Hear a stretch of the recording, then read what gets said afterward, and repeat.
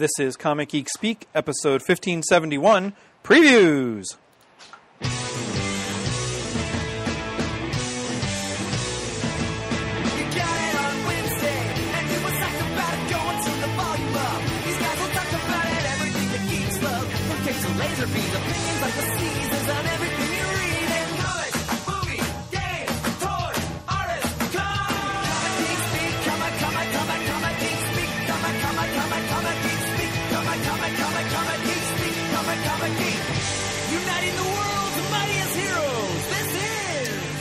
I'm Shane Kelly. I'm Adam Murdo. I'm Chris Eberly. And I'm Danny O'Brien.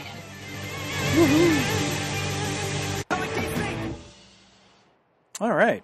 Welcome to the show, everyone. Yes. Woo! This episode of Comic Geek Speak is brought to you by Discount Comic Book Service. That's dcbservice.com. Go to their website for all your pre-ordering needs. Check out their specials that they run at the top of their website, the banners. You can scroll through them. They also have a separate little featured link for featured items, specials, and bundles. They love their bundles, and so do we. In August previews, the DC Returning Series bundle is half off. There's a Marvel Secret Wars bundle, which is also half off. A Marvel Kids bundle, which is half off. Returning Series Bundle Monster Variant from DC, which is 45% off. A Vertigo Bundle, which is 75% off. Holy cow. DC New Series Bundle, which is 50% off. And a DC Kids Bundle, which is 50% off. Let's see. Oh, wow, there's more. A Valiant Bundle, which is 50% off. A New Series Number 1 Special Bundle, which is 50% off. A Variant Bundle Clearance, which I have to check that out, see what that's about. And a Marvel Relaunch Bundle, which is also 50% off. That's a heck of a lot of bundles. Wow. So, yeah, check that out, man. If you want to get some good deals on a lot of stuff that you're interested all at one time, when it's new or returning or relaunching, that's the way to do it. That's dcbservice.com. All right, wow. Well, in for another previews episode.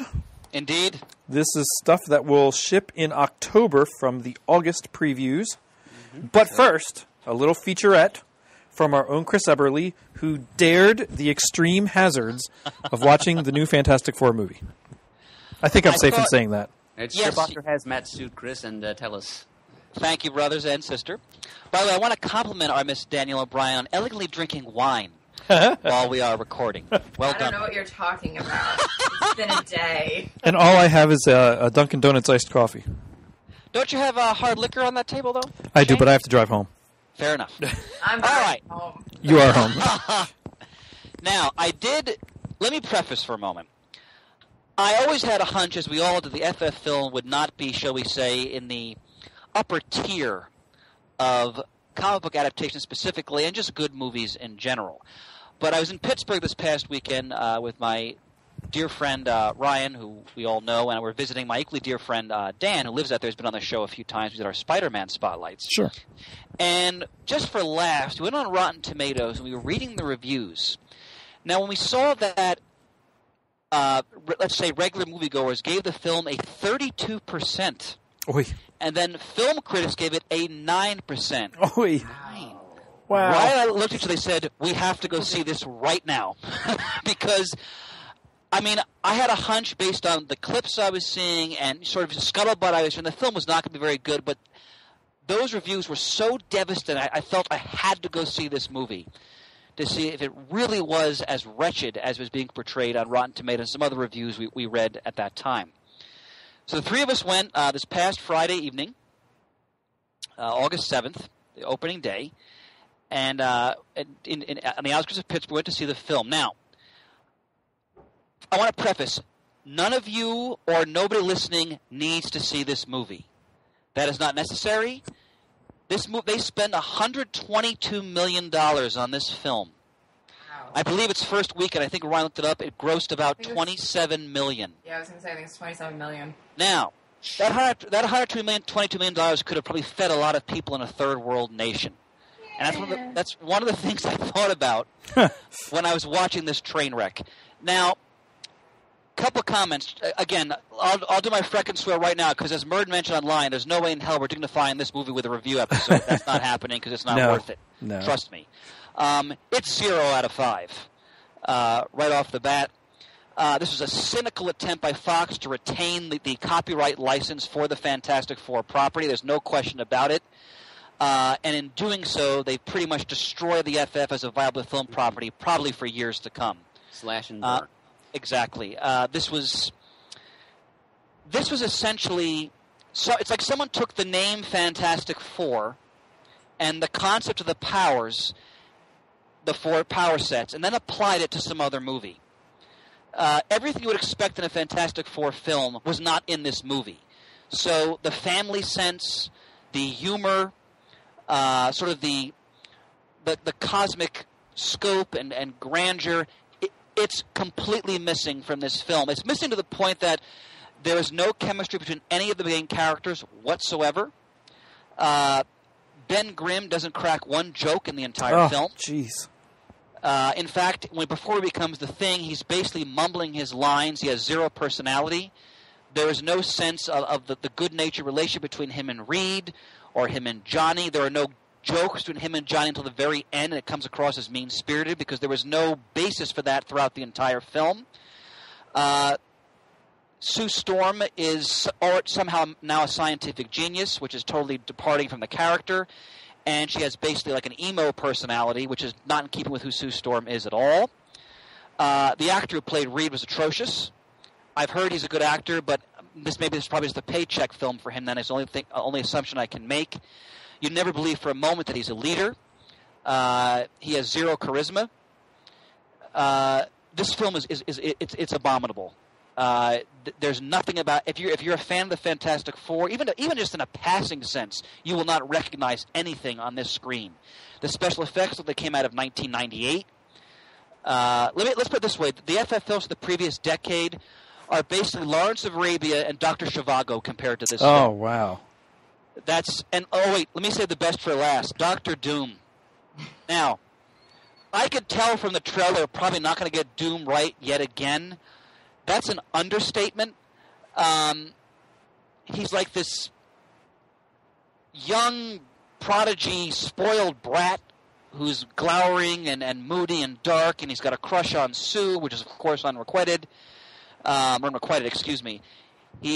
At the end, his armor is basically from this biohazard spacesuit he was wearing that kind of gets melded to his flesh. He somehow has psychic powers. He can make people's brains explode. I don't need to go on here. This is...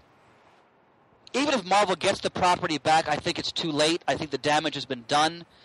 I'm saying this without hyperbole. It's one of the worst films I've ever seen. Oh, my gosh. And I've seen a lot of movies in my lifetime. This is way at the bottom. It's atrocious. I mean, we were hoping at least be bad in that way that you'd laugh when you were seeing it. Like when Daniel and Bill and I saw Ghost Rider, and I was laughing so hard I was crying by the end of it. It's not even that. There's nothing even to laugh at in this film. It's moody. It's grim. It's bleak. The sets, everything is dark and oppressive. Nothing you would associate with the spirit, the charm, the vitality of the Fantastic Four. None of it is in this film. I didn't give a damn that Johnny was black. Who cares? He could have been green. It wouldn't have saved the movie. That's how bad this film was. Fox should be ashamed of themselves. I hope no one should give this movie any money whatsoever. I took one for the team. I put on my biohazard suit. We had to go into massive decontamination when we walked out of this film. But it pains it because, as we all know, I'm a huge fan of the FF. I was hoping we'd somehow see them in the MCU. Why bother at this point? Because MCU has advanced so much that, I don't even know if they could fit the Fantastic Four into it at this point. And it's just a shame because the whole Marvel Universe started with those great characters. Yeah. You just didn't see them in this movie. Wow. I couldn't believe it was as bad as it actually was, and it was. So that's horrendous. Yeah, there's my quick review. 0 out of 5 frickin' swears. No one else should see this movie. Don't reward it even with the 5 cents. It's wow. That's all I have to say there. And that's enough. Wow. Yeah. Not in a bad way. I mean, that was a great little review to warn everybody. Well, as the trailers kept coming, there was one where someone's asking Reed, "Are you guys really ready for this?" And he looks over to Johnny and I guess Ben, and Johnny pulls the seat of the stool he's sitting on. He kind of hops down a little bit and does some goofy little thing.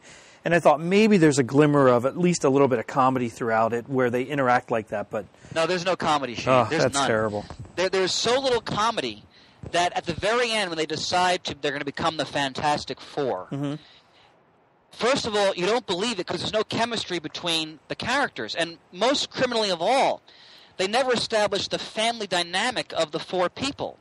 You don't care about them, and you sense that they barely even care about each other. For the whole movie, Ben and Sue don't even speak to each other. There's no direct communication between the two of them at all throughout the entire movie.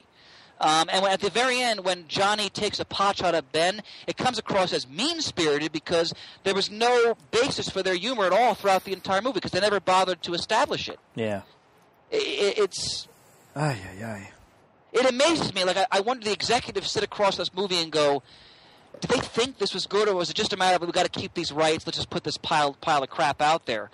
And apparently they did reshoots. I read they did reshoots on the film back at the beginning of the year. So was it even worse than what I saw? I can't even comprehend that, if that's the case. Wow. And apparently the director, whose name escapes me at the moment, he did a film a few years ago. Again, I apologize if I forgot the title of it, which apparently was supposed to be a really good riff on the superhero concept. I forgot the name. Was that Chronicle? Chronicle, that's it. Yes, I haven't seen it. It's got very good notices, but I don't know if he was out of his league or if it was executive/studio meddling. But regardless, woof. Wow. So there we go. Fantastic Four. So wait for Netflix. I'll say this: if you want to give up, almost 2 hours of your life because you won't even laugh. I mean, it's Ryan, Dan, and I left, and we obviously got a lot of humor out of just our reactions to it after the fact. Let's put it this way: we were in a movie theater that served alcohol up to a limit. Ryan left the movie to get another beer because he wanted to get drunk because he couldn't take it anymore. So he left the movie. He drank 4 beers. He took Dan's wristband so he could exceed the alcohol limit to get another beer because he just couldn't take it anymore. So there it is. It is with a movie that promotes inebriation. Fantastic Four. Thank you for that indulgence, my friends. Whew. Everybody's a little speechless at the moment, but Yeah, I can understand that. That's rough, man. Geekdom thanks you for your sacrifice, Chris. Yeah. My pleasure. The kids said to me, "Are we going to go see that?" I'm like, "I don't think so." No, don't take the kids. In fact, I'm glad I went because it saves me taking my boys and making them suffer through that. Yeah. So, let's do some previews. Come on. Yeah. Yeah, okay. Whew. Dark Horse. Dark Horse indeed. Now, page 36 has Hellboy and the BPRD 1953, The Phantom Hand and the Kelpie. Kelpie. Kelpie? Thank you. Mm-hmm. Yep, it's a water spirit. And it says Hellboy Year 2. That's kind of cool. I always like Year 1, Year 2 type stuff. Batman was always great with their Year 1, 2, and 3, so that's kind of fun. Plus, it's got the creator writing it, so yeah, can't go wrong with that. On the next page, the Goon Halloween special one-shot. That looks fun, too. Goon visits Theater Bazaar, which apparently is an actual Halloween celebration / performance that takes place in Detroit every year. So, nice. A bit of verite in your comics there. Yeah. Kind of a nice continuation from the old Rutland, Vermont Halloween parades they would do back in the Bronze Age. Oh, yes. I'm ashamed to say I've yet to read The Goon. I've heard nothing good things about it, but I've yet to read that character.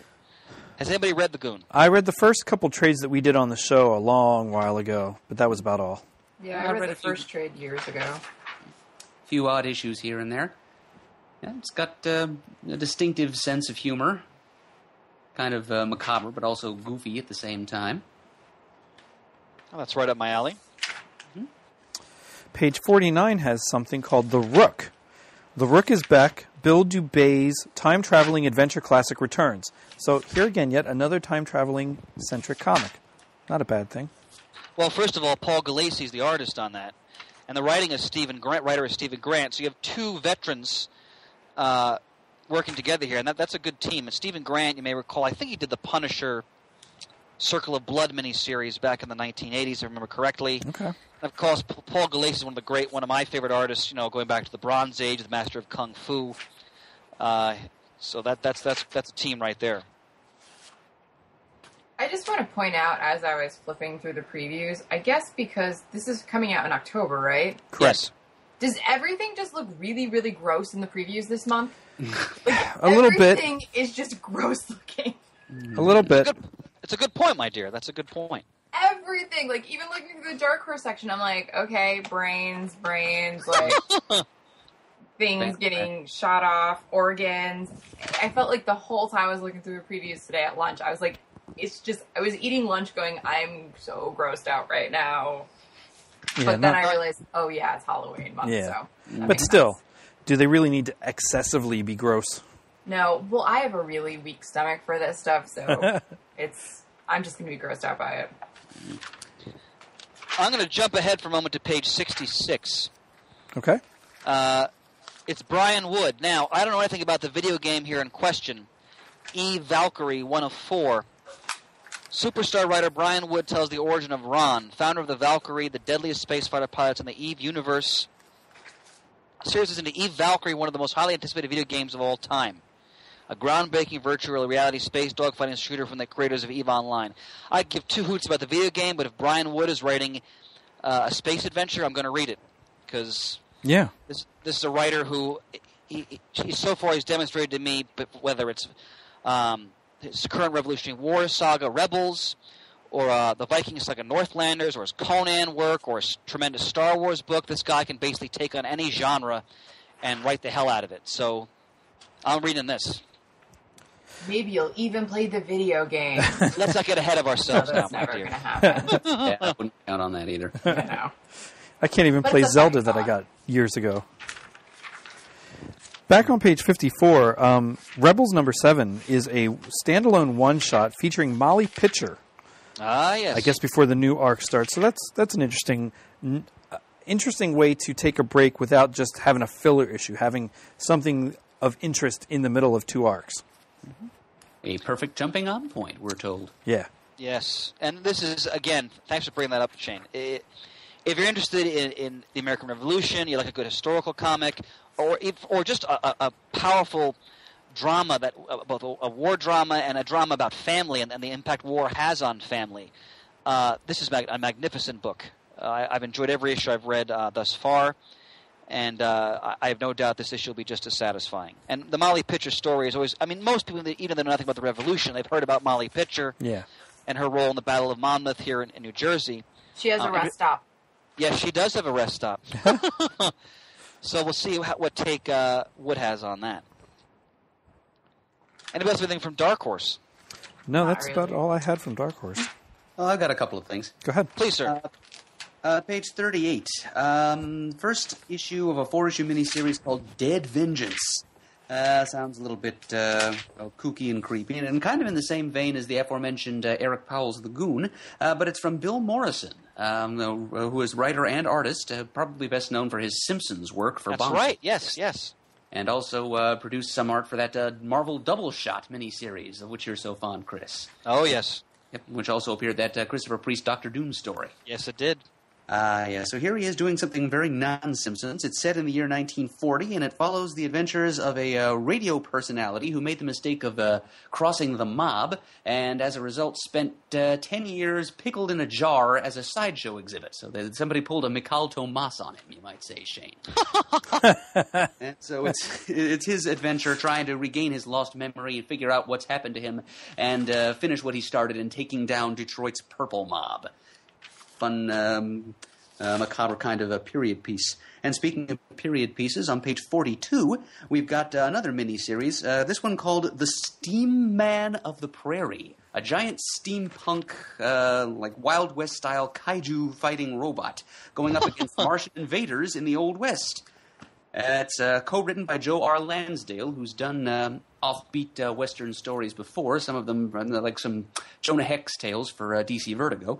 And the art is by Piotr Kowalski, who has drawn Joe Casey's Sex comic for Image. It's really beautiful-looking stuff in the little sample of the artwork we've got here, and, Victorian steampunk giant robot fights. Plus, there's even a vampire involved, which may be gilding the lily somewhat, but sounds like it could be kind of a fun story. And one more thing from Dark Horse for me on the way out. Page 71, we've got the second volume of Dark Horse's omnibus collections of Osamu Tezuka's Astro Boy, the original manga. Really seminal stuff from the god of comics, the Walt Disney of Japan. Indeed. I bought the first volume, and so if you're interested in buying the second volume, don't miss its release here. It's on page 71. I wanted to mention, you mentioned Bill Morrison, Merds, that years ago, my friend Dan from Pittsburgh, when he was living in New Jersey, he went to a show Morrison was at, and this is before Morrison was still allowed to do Simpsons sketches, which apparently he was later not allowed to do. He did a wonderful sketch of the comic shop guy, which is hanging in the bathroom of Wild Pig, and in the sketch, the comic store guy is condemning Wild Pig as like a lesser shop. So it's a sketch I cherish, to say the least. I'll have to look around for it next time I'm using the can at Wild Pig. You'll just when you're on the commode, turn your head to the right. It'll be staring right at you. Worst shop ever. All right, DC. All right. This month has a couple new things. Page 77 has the sequel to Batman Eternal of Batman and Robin Eternal. First 4 issues are solicited. I don't know how I feel about that. I got sucked into Eternal. Not that that's a bad thing. I'm way, way, way, way far behind on it. I saw a lot of people that I trust their opinion. They liked it. So I'm curious to finish that. I don't know if I'm going to start to pick this up right away, though, just because I'm so far behind on the previous series. I was going to ask you, Shane, so you haven't finished the previous weekly series? No. I'm still back in the teens on that one. I was reading so much other stuff that I let that fall by the wayside. How was it? What you read thus far? I liked what I read so far. Yeah. And it was. I saw Mike Myers on Facebook and stuff. He liked it, and he reads a heck of a lot of stuff. Boy, I wish I had that kind of time to read all that. And he just kept talking about how much he liked it week after week or month after month whenever he would post about it. So, I trust his opinion on stuff that I like. He likes similar things. He tends to like just about everything he reads, though. Well, he does, and that's not a bad thing. I'm very similar in that way. I'm so despondent in so many other ways in life that at least when I read, I try to find something that's fun about it. There are things I don't like, but yeah, a lot of the things that he has liked that I read that I myself like. So I'm curious enough to think about it, and maybe I'll pick it up. Page 78 has Superman, Lois, and Clark #1. Page 79 has Telos #1. And 80 has Titans Hunt #1. All kind of follow-up series after Convergence. Dan Jurgens and Lee Weeks do Superman, Lois, and Clark #1. And I'm kind of interested in that, more so than some of the other ones. Well, the Superman one... I'm sorry, Mark, go ahead. I was just going to agree with Shane that that's the one that sounds most interesting to me, too. And it's here where my copy editor skills maybe helped pick out an important clue to what this is going to be about. Okay. The third line of the solicitation copy, we're told that this is the adventures of the last sons and daughter of the Krypton and Earth. That misplaced definite article suggests that there was probably some kind of modifier in between it and the word Krypton. And I think that word might just have been pre-Flashpoint. Okay. I'm sure that this is going to be the version of Superman and Lois that we saw in the, I think it was Adventures of Superman, well, whichever one of the Convergence miniseries, the pre-Flashpoint wave, that was the one that was written by Dan Jurgens and drawn by Lee Weeks. Sure. I'm pretty sure it's that version of those characters and that creative team. And I know that there are several people among our listeners and beyond who have really enjoyed that particular miniseries and seeing that take on the pre-Flashpoint Superman. And it sounds like he's managed to weasel his way into the post-Flashpoint New 52 continuity here. And he's getting to be Spock Prime after a fashion. He gets to... just keep an eye on things in the post-Flashpoint New 52 Earth and try to be proactive and stop his old villains before they rear their heads in the new reality. That could be really interesting stuff. And the fact that the two of them seem to, well, since they flew off to undo Crisis on Infinite Earths at the end of Convergence number 8, they seem to have had their son, and he's aged to a 9-year-old child. So we get to see them as parents, too. Which is something I always think Shane. I always think that's lacking. I loved when they let Wally and Linda have kids, and then they were, that whole storyline ended with Flashpoint. There's so many things that happen where with DC, I always like the generational stuff. So to see something, a little bit of that come back in this form might be very compelling to me. It's something I miss about the current DC universe. Now, this Superman, is he coexisting with the New 52 Superman? Is that what they're establishing here? Yes, they're two different characters, or two different dimensional variants of Superman. And so they both are going to be in the New 52 reality. But they're two different Supermen, and you'll notice he's got a beard and he's not wearing a t-shirt and jeans. Yeah. So this Superman is a Superman we all know and love from the pre-Flashpoint universe, then, essentially. I believe that is the idea. Okay. I'm definitely going to read this, as I like the creative team. Yeah. Dan Abnett is writing Titans Hunt #1. Yeah, I'm interested in that too. Yeah. I still haven't started the Dark Side War yet. Has anybody started reading that? I do. I can't remember if I have the first couple issues read or just the first one. But that Justice League title has, in my opinion, gotten so much better than what it started out on. I've liked the last couple arcs that they've had run through that. All right, I look forward to reading it then. Shane, I'm sure you'll enjoy the Tony Harris cover on page 85 for Justice League United #14. Isn't that something? That's really Starman-esque. Oh, look at his enemy ace. That is beautiful. Yeah. Yes, it is. That's awesome. Holy mackerel. And so we've not only got Stargirl, Batgirl, Steel, Robot Man, and Vandal Savage teaming up, but we've also got Sergeant Rock, Enemy Ace, and the Creature Commandos all in one story. Yeah. I have to get caught up on that book. That seems like the most interesting Justice League book right now. Sounds like fun by the ton to me. Yeah, it sure does. Well, as Adam has pointed out, Jeff Parker's a very competent superhero comic writer, so I'm sure it's worth reading. Yeah. Did anybody try, like, the Black Canary or anything like that that's come out, the newer versions of things? I read the first issue of Black Canary. I didn't like it so much. Maybe I'll read it in a trade, but it doesn't have the same fun feel for me as the Batgirl title does. Okay. Fair enough. And Daniel, I wanted to ask you, actually, are you enjoying Batgirl more now that Simone is not writing it? It's a new creative team? Oh my god, you have no idea. Batgirl is hands down my favorite book right now. It comes out, and it's the first thing I read. It is the first time I have ever felt that a book was written for me as a woman. Wow. Nice. It is one of the... I've never really understood when people said that. And I read the first issue and I went, I get it. This book is written for everyone, and it's written in a tone that it's as much as I read comics and I read a lot of comics that are written by men and stuff like that. It's just, there's something so fun and so lighthearted about this book that I went, oh my god, it made me cry almost. Wow. I can't. Nice. I didn't realize how much I was missing something like that in my life. A superhero book. Because, I mean, there's definitely been comics that are written by women for women and stuff like that. More indie stuff. But, like, a first time, like, a superhero comic really hit me in that way. Oh, that's cool. Are the writers men? I think so, actually. Yes. Brendan Fletcher and Cameron Stewart, yeah. But the book is just lighthearted fun. It's a breath of fresh air, really, in the superhero world. But for me, right now, all I'm reading is more of, like, superhero books that are more in an indie tone.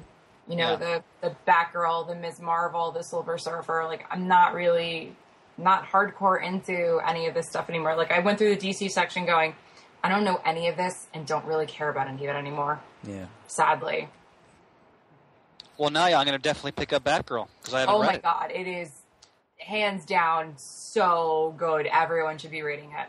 And I think Jamie's sister Shauna would agree with you. She's texted me a couple times with some questions about how the Batgirl series goes and why there's now a new #1 volume when they changed the creative teams and the costume. And we were talking about it back and forth, and she was loving the book before and is just going gangbusters over Batgirl.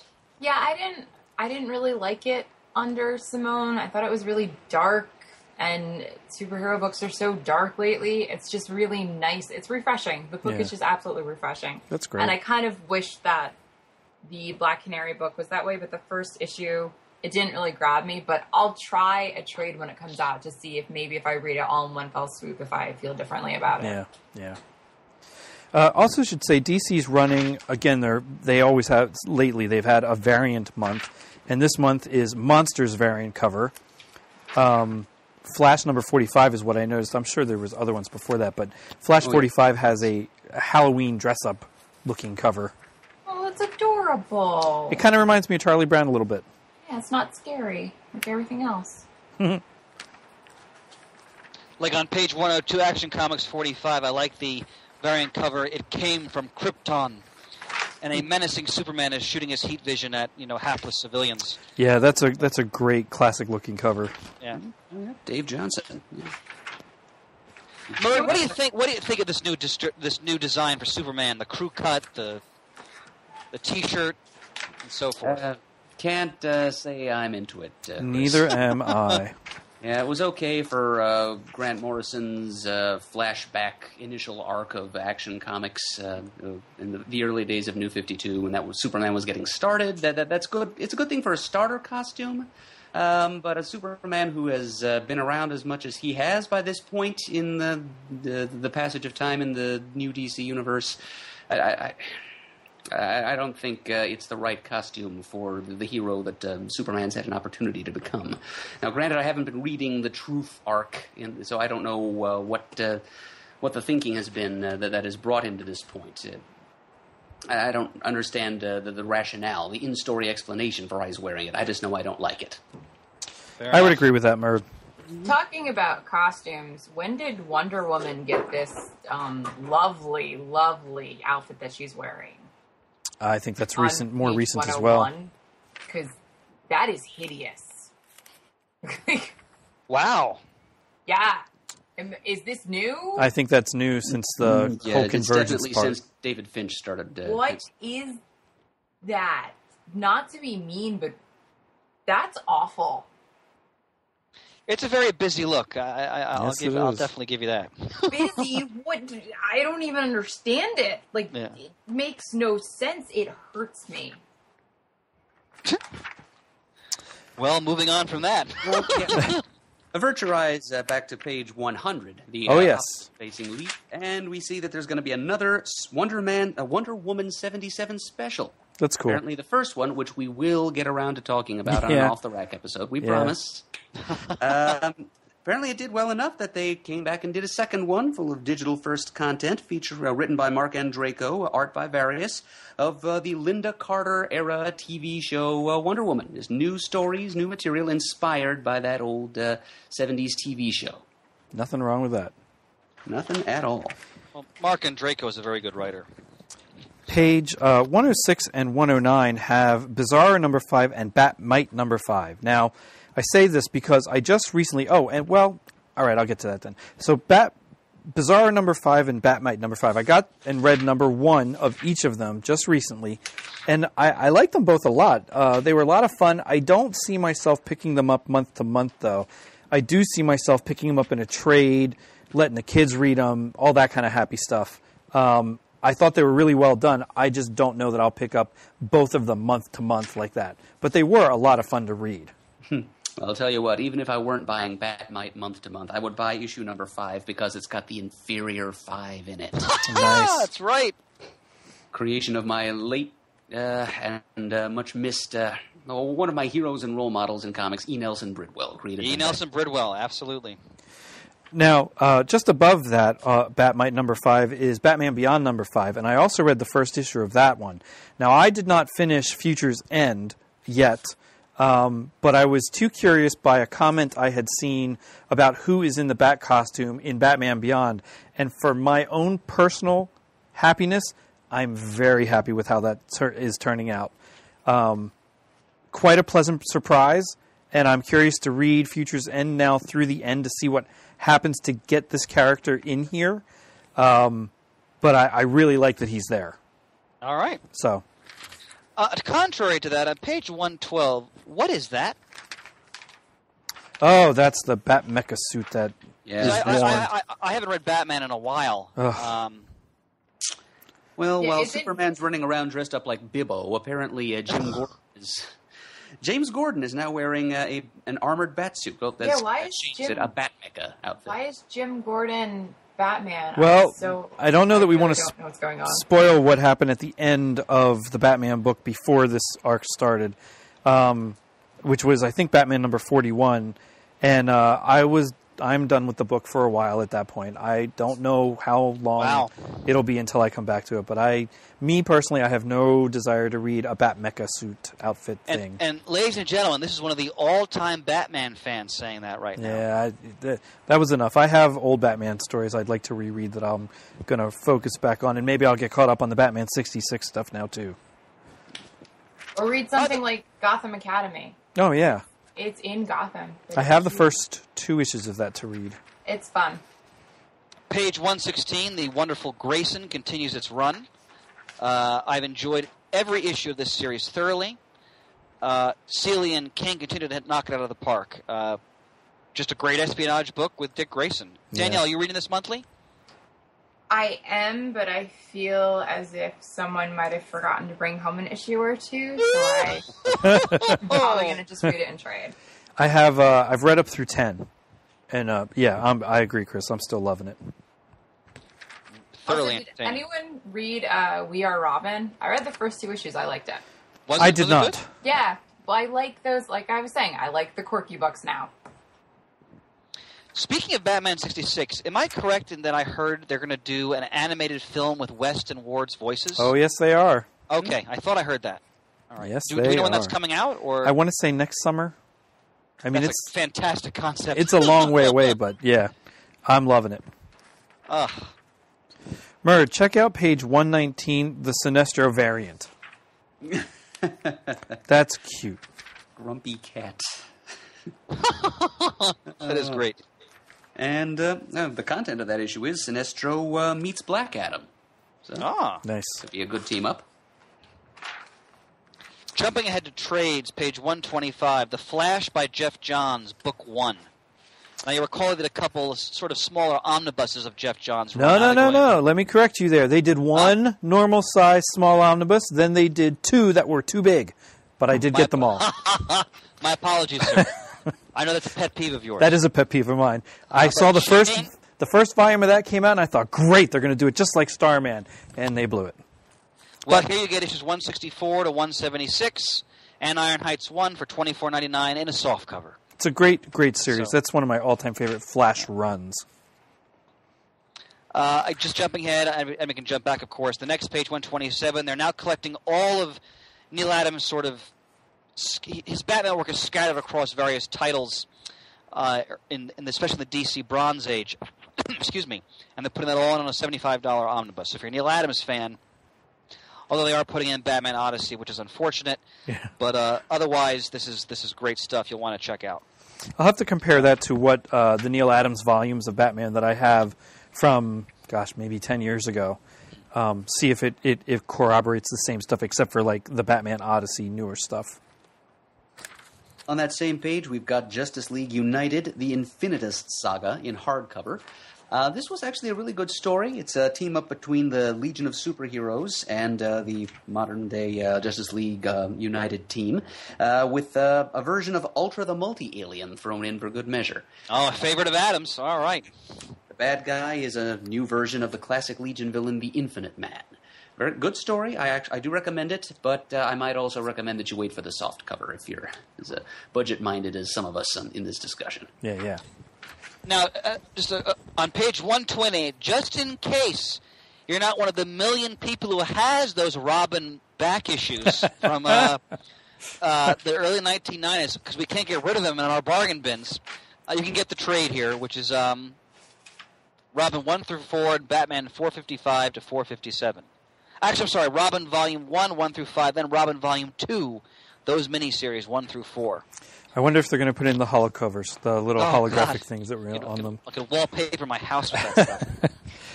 On the opposite page, Superman Adventures Volume 1, that's kind of neat. They're Great up to series. Volume 3 or 4 of the Batman version of that, and I've gotten all those. And also at the top, now I know some people on the forums or on the line, on the ether out there, when I said how much I'm liking the Earth 1 graphic novels, they did not, and that's fine. But if you are interested in it, here's the trade of Superman Volume 3. We should also point out that Superman Adventures is ideal for kids. Oh, yes. These comics are Absolutely. geared towards young readers, and they're ideal for that. And you get 1 through 10. Stories written by Paul Dini and Scott Understanding Comics McCloud. Yeah. All right. Artwork by Rick Burchett, Brett Blevins, Mike Manley, and Terry Austin. Some Bronze and Copper Age greats there. Yep, good That's stuff. some great stuff. It's good stuff. Turn the page. Page Vertigo. 133. Yes. I'm all about the Vertigo right now. Indeed. Yeah. Twilight Children. For Hernandez brother, Darwin Cook. I don't even have to read the synopsis. I'm in. Daniel, I have the same reaction. I could care less what it's about. I'm reading this book. No, just give it to me.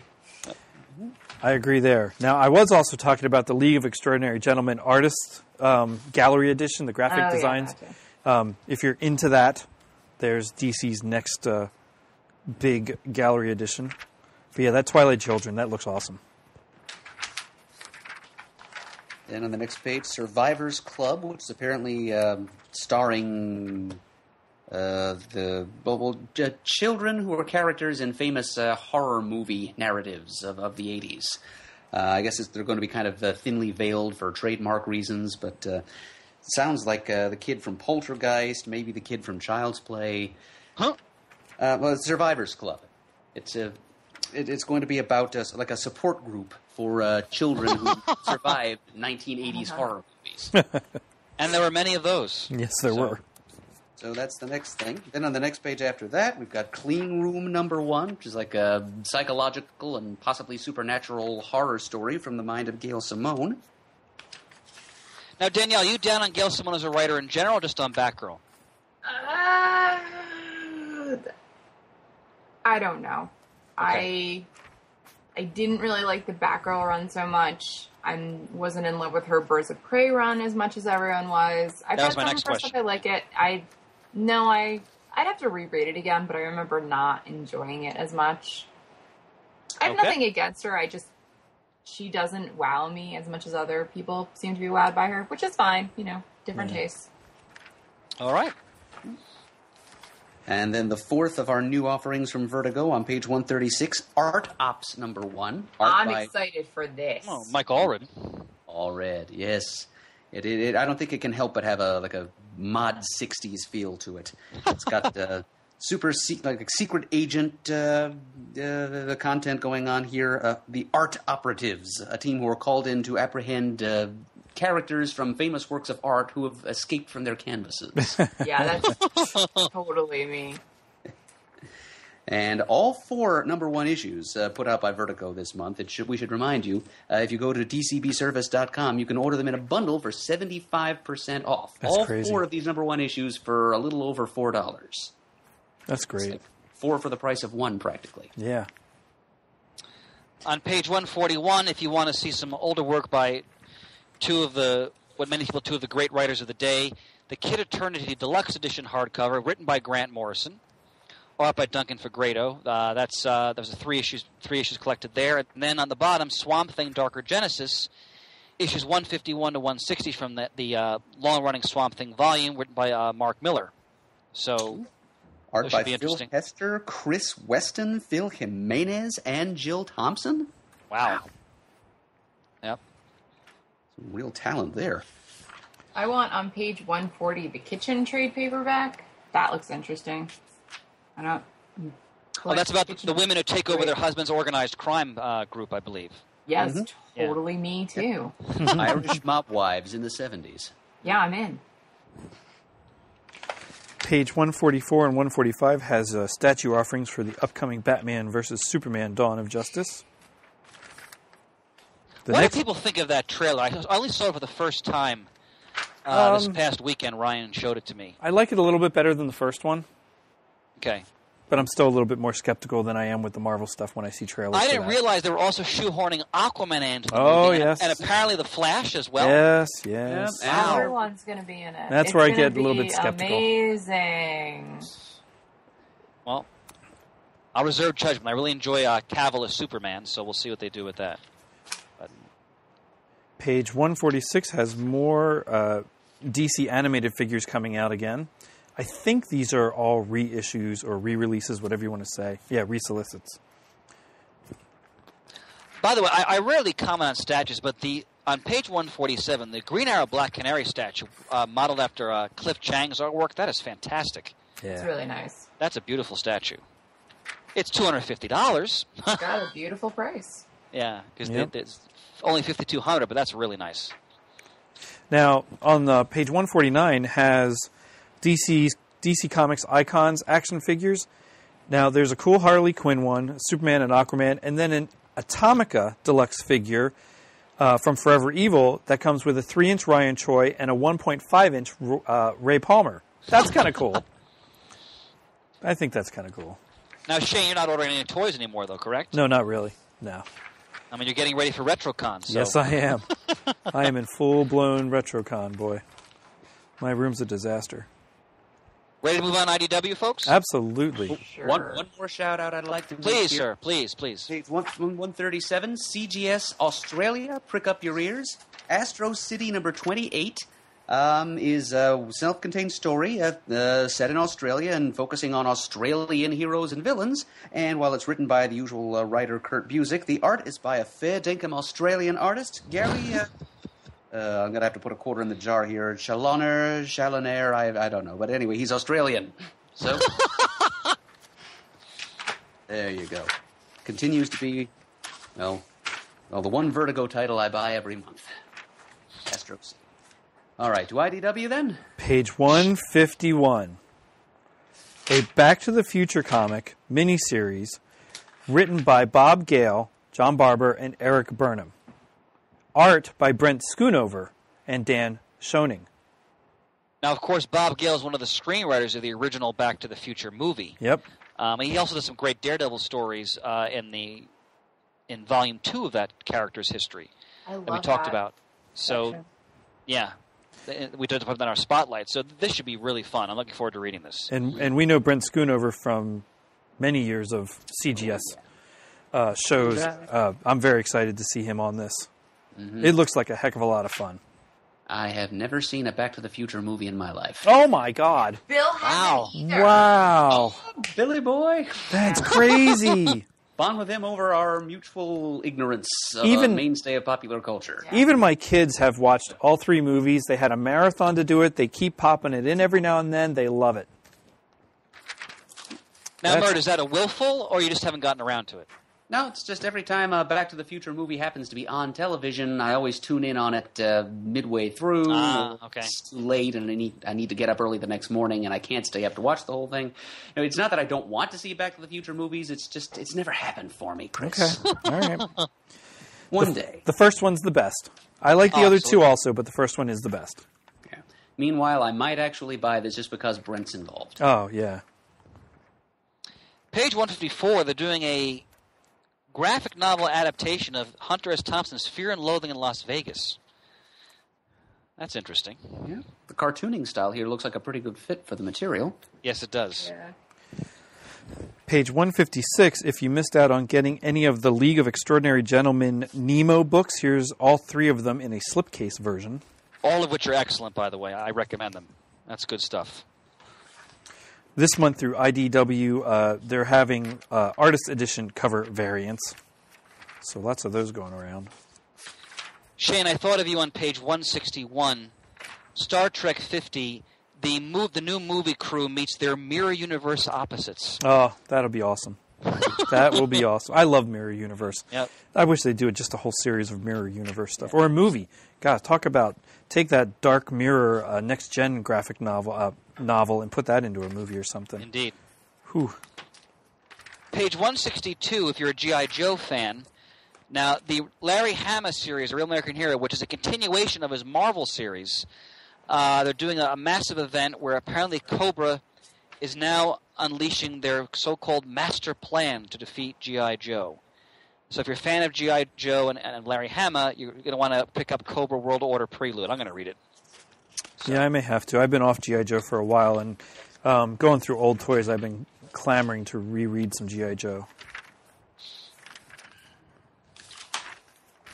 Dirk Gently's Holistic Detective Agency hits number 5 on page 168, which we will also be covering number 1 at some point. Right. Page 17. I'm sorry, Daniel. Go ahead. I'm excited for the Gem and the Holograms. Yeah? trade. Are you reading it? I read the first issue and it was fun, Okay. but I haven't read any of the others. Very cool.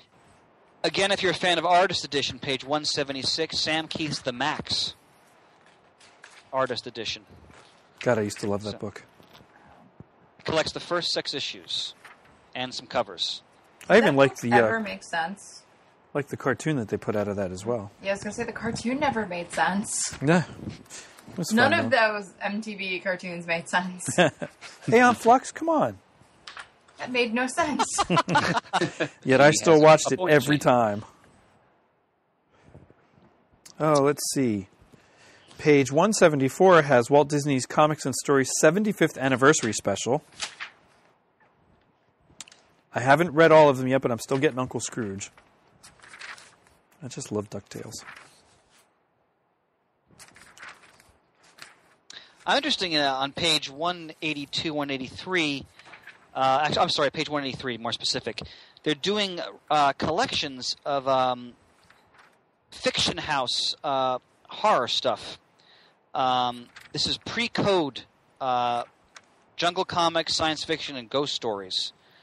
Fiction house comics, Ghosts and Girls. So if you're a fan of comic history, interested in pre-code, and also, as they put it here, poltergeist-infused good girl art, this might be something you want to check out. And the next to that, The Complete Voodoo, Volume 1, from the Iger shop. So that's again, interesting historical books there. That's all I have for IDW. One other comment I want to make, page 184, again, a nod to the history. Gil Kane's Undersea Agent. After the job was done for the Thunder Agents, a new force revealed an undersea agent helmed by comics master Gil Kane. This special hardcover collection includes all his work from the short-lived series. Now, again, and this was from Tower Comics. Gil Kane was such one of the great masters, and I just revere his work. I know Peter does as well. So this might be worth checking out if you're a Gil Kane fan. In fact, I'm sure it is. So, moving on to Image. Absolutely. To Image it is. Okay, the minute I see Brian K. Vaughan's name, it doesn't matter what he's writing. It could be a grocery list. It doesn't matter. I'm reading it immediately. And he's teamed here with Cliff Chang. So we'll come to that shortly. But first, we, of course, have to discuss I Hate Fairyland, number 1. Yeah. Scotty Young. Yep. Yeah, Wow. I might have been inclined to give this a chance, but then on page 191, we run into one of those, little gobbets of gore spattered on the pages of previews that Danny was talking about earlier. Yeah. Yep. The young girl protagonist, who is actually like a 30-year-old woman who's been trapped in this crazy sugar-frosted fairyland for most of her life, and has clearly gone psychotic as a result, blowing the internal organs of the man in the moon, who is narrating the story for the first couple of pages, clear out of his corona. So, sorry, Scotty, but that's not the take on Fairyland I really feel like reading. I can tell this is probably him working through some creative frustrations he might have had while he was doing those Oz adaptations with Eric Shanower for Marvel. Mm-hmm. So good on him for working them out here. I'm sure it's going to be an entertaining story, but it's not the kind of story that's likely to entertain me. So more power to those who would like to read this.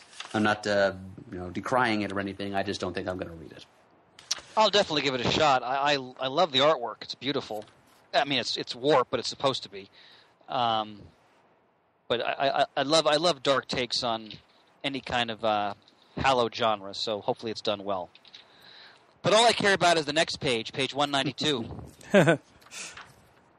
Paper Girls. Brian K. Vaughan, Cliff Chang. in immediately. I don't care what the subject is. Pretty much. It's that creative team. I mean, Brian K. Vaughan, for me, is the top writer in comics today. Basically, any genre he touches, usually it's been elevated. You think of Ex Machina, you think of Runaways, you think of Pride of Baghdad, of course, Saga, which, Why the Last Man, and his new book, We Stand on Guard, his story about Canada enduring an American invasion 100 years from now, which there's been 2 issues out of that. It's tremendous. I'm really looking forward to this. In the early hours after Halloween of 1988, 4 12-year-old newspaper delivery girls uncover the most important story of all time. Stand By Me meets War of the Worlds in this mysterious young adult adventure. That's all I need to know. Mm-hmm. Sounds to me like Stand By Me meets Monster Squad, actually, since I think they're going to find an alien invasion, is what it sounds like. Yep, so it's 48 pages for a mere $2.99. And if you order through DCBS, you get a further 50% discount. You'll be paying only $1.49 for 48 pages of Brian K. Vaughan and Cliff Chiang. Outstanding. What else is jumping out at people for Image? Well, just a little bit of a note, because I was talking about some Spawn toys last night with a gentleman, and I just happened to look here. They're up to number 258. That's incredible. Wow. Which that is on page 216. Page 218, I know I'm way up ahead of you guys. That's okay. Greg Rucka's writing Black Magic. I saw that immediately. Yep. The Hammer Falls Danielle, on... you enjoyed Rucka's novels, didn't you? Yes. Yeah? Yeah, and I'm a big fan of all his novels that he's written. And this is him returning to a sort of a police procedural, looks like with some supernatural thrown in to boot. Art looks amazing by Nicholas Scott. Yep. This is mandatory reading. Anything Rucka does, just like Vaughn. I mean, the man writes Lazarus for Pete's sake. So, top-notch stuff. I want to jump back to page 205. If you're a Walking Dead fan, which I no longer am, but if you are, Walking Dead Compendium Volume 3, so they're releasing their third sort of larger trade collecting a large swath of the series. It collects issues 97 to 144. And below that, I like this. A CBLDF sponsored article, a T-shirt, Comics Are For Everybody. I like that. I think I'll pick that up for myself. Yeah, that's neat. Anything to support CBLDF anyway. Anybody reading Invincible? No, I'm not. I read it for a while. I was reading it in trade, but I can't remember the last time I read one. Yeah. No, I've had people telling me for years that it's something we all should be paying more attention to. We did do the first trade as a book of the month of several years ago, and it really didn't grab very many of us. So it's something I've been meaning to revisit eventually. I read, I think, the first 12 trades. I think that's what we have. And I really enjoyed it, what I read. But then I would, go through chunks of reading it, and then we wouldn't have a trade, and then I would forget what happened, and then it would be hard for me to get back into the story again. But what I read, I really did enjoy that book a lot. Well, in issue 124, to piggyback on what Danielle was saying, it's called Reboot with a question mark, and they're taking the book back to the beginning, but the main character remembers everything that has happened. So that's an interesting concept. Now, Image, of course, we say this every month. As you go through their catalog of monthly books, the sheer diversity and the quality, is in a class by itself. Page 226 has Jupiter's Circle Volume 1 trade paperback, if anyone's so inclined to pick that up. Page 220 had a really cute shoe cover of an Easter basket. That is really adorable. That's funny. Satellite Sam on page 229 has a deluxe hardcover. I did want to read that. I have yet to do so.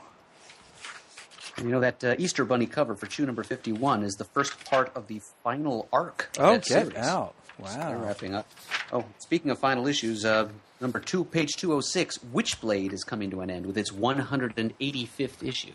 Wow. Talking of how long Spawn has lasted, that's another Yeah, stalwart. that is another long one. Well, it says here, Witchblade's been running for 20 years. Wow. 20 years? That's weird. Anybody else feel old? Yeah, you're not kidding. Remember that TV movie, Danielle? Yeah. No, that was a TV series.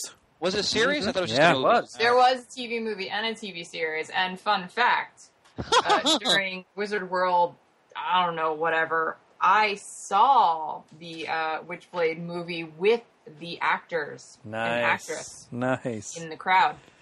That was exciting. Yancey Butler is her name, correct? Yancey Butler, that's Yes. correct. Yeah, okay. I watched every episode of that. I liked it. It was. I remember it being fun. Yeah. Pretty Or well got to be produced fun. for stuff at that time. That's cool. You got to go see that with them. Anything else from Image that's jumping out at people? No, I am imaged out. Let me just interject that Black Magic #1 is also 50% off at DCBS. Excellent. So, Greg Rucka, Nicola Scott, worth a look, especially at half price. Absolutely. So are we going to Marvel? To or is Marvel it is. To Okay. Marvel. Wasn't sure what the protocol was here. Yeah, pretty much just linear. Gotcha. Yeah, we used to try and play around with the format. That drove me nuts. Front to Just back. So annoying because it's in another book. Now, It is. It is very much annoying. I hate it. The challenge of looking at Marvel now is, obviously, we're kind of finding out what's going to happen at the end of Secret Wars to some degree. Yeah. I mean, they're not giving away all the details, but surprise, surprise, guys, the Marvel Universe has reconstituted itself at the end of that, and I'm really thoroughly enjoying Secret Wars, by the way. So we start with Invincible Iron Man 1 and 2, written by Brian Michael Bendis, art by David Marquez, and it looks like they're making Iron Man one of the centerpiece characters in this relaunch of the Marvel Universe. And they also explore who Tony's biological parents are. That's interesting. Art looks beautiful on pages 4 and 5. So, and the next page, Secret Wars 8, is the final issue in that saga.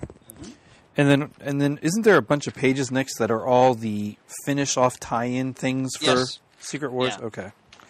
I want to point out, page 11, the Thor's book by Jason Aaron and Christopher Sprouse. That's outstanding. It's basically the Thors of the police force in, the battle world created by Dr. Doom and held together by his will, the will of Doom. And by the way, I got to say for a minute, there's a moment in the Fantastic Four movie where they try to have Dr. Doom, say, essentially, I am Doom. It's so bad. I just had a flashback that I got into a cold sweat there for a minute. But Oh, my. Through it. It's not. but Thor's, place, Chris. if you haven't read Thor's, I highly recommend you pick it up. It's outstanding. I'd try it for the Chris Sprouse artwork alone. Yeah. Oh, I'm going to jump back quick here to pages Please. 8 and 9. Ms. Marvel number 19. Not sure if that's the final issue of that very well-received and beloved series, but I hope not. yeah, they may be relaunched with a new number 1, but it's Yeah. still $2.99 cover price. Yeah, that Even helps. after nearly 2 years, it's held the line there. And if you haven't read it, read it because it's so good. Yep. Do what the lady says. I have the first trade. I have to read. I only read the first issue. It was great. I got to catch up badly on that.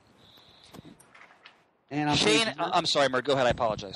just going to give a shout out to Agents of Atlas. There's a one shot on page 9, 40 pages, $4.99, and it's the 50s Avengers people again: Gorilla Man, Human Robot, Marvel Boy, etc. That's a fun cover. If that's what that is. It's right up your alley, Mert.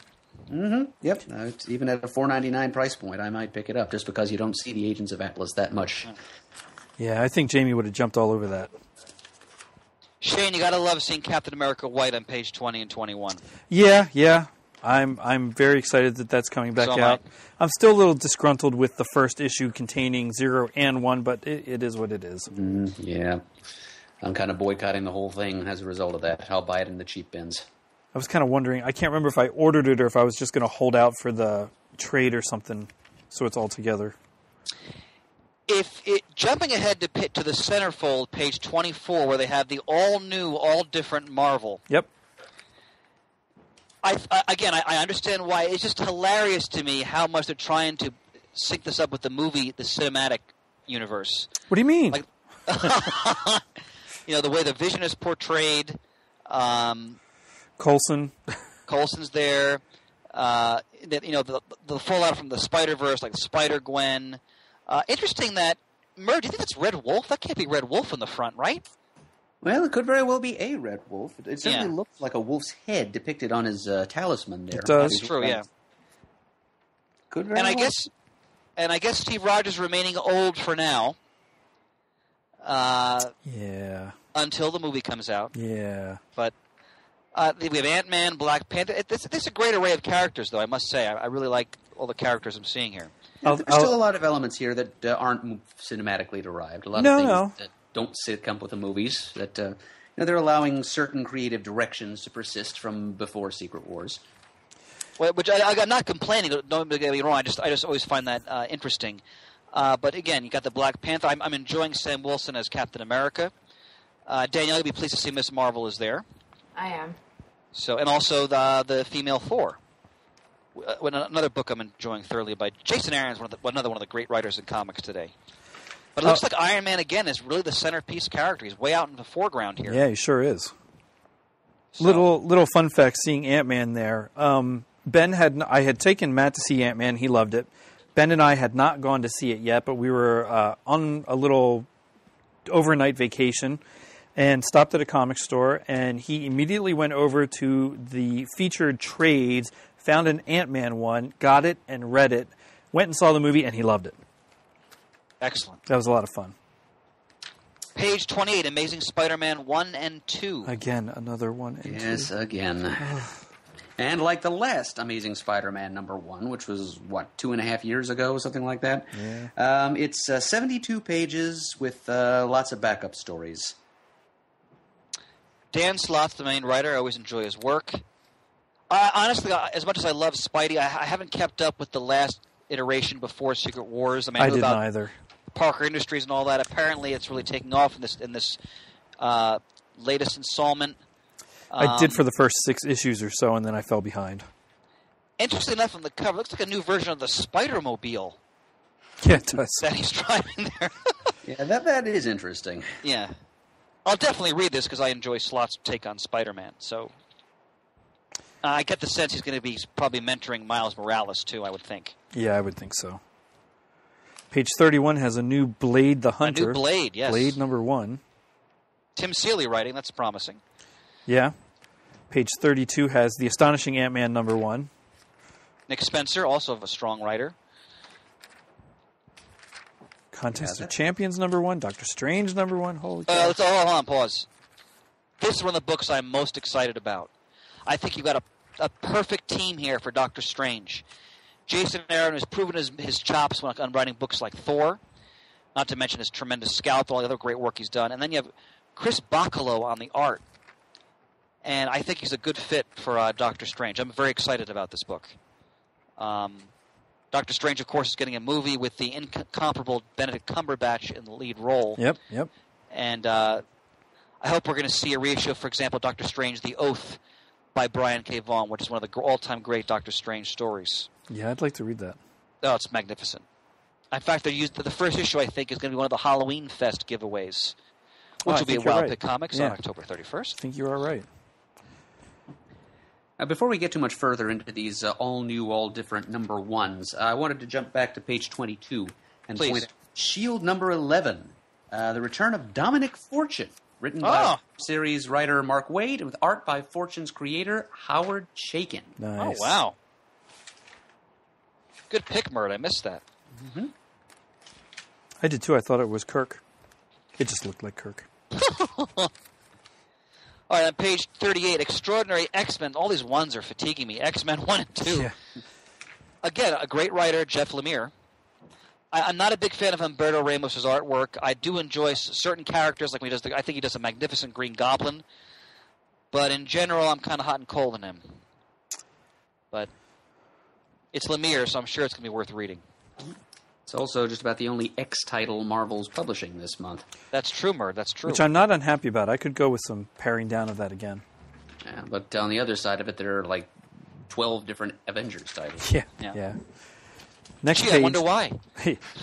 40 has a new Guardians of the Galaxy with Kitty Pryde, Ben Grimm, and the Raccoon is in charge. Yep. Bendis writing.